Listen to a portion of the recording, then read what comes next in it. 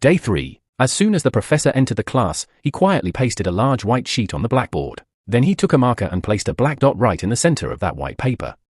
Turning to the class, he asked, "What do you see?" Everyone responded in unison, "A black dot."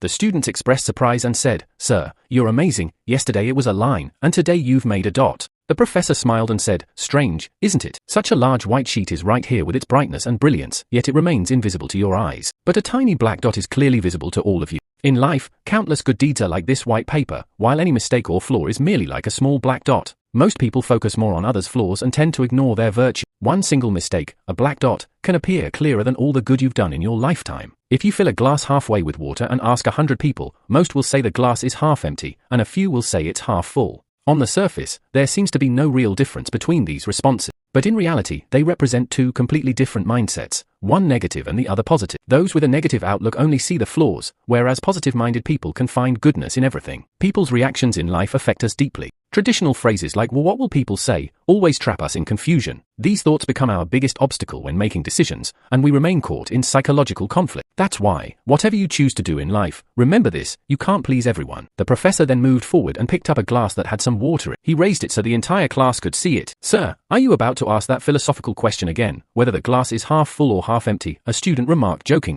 The professor smiled at him and said, "No. Today, I want to ask you, what do you think the weight of this glass is? 50 gram, 100 gram, maybe 125 gram. The students gave their guesses. "I can't tell the exact weight unless I measure it," said the professor. "But my question is, what will happen if I keep holding this glass?" "Nothing," the students replied. "All right, now tell me, what if I keep holding it without putting it down?" "Your arm will start hurting," one student replied. "Your muscles might stiffen," said another. "You might get a stroke." "You definitely have to go to the hospital," one student joked, and the whole class burst into laughter. "Very good," the professor laughed too and then asked, "But did the weight of the glass change during all this?" "LON. No," the students replied. "Then what caused the pain and stiffness in the arm?" he asked. The students were puzzled.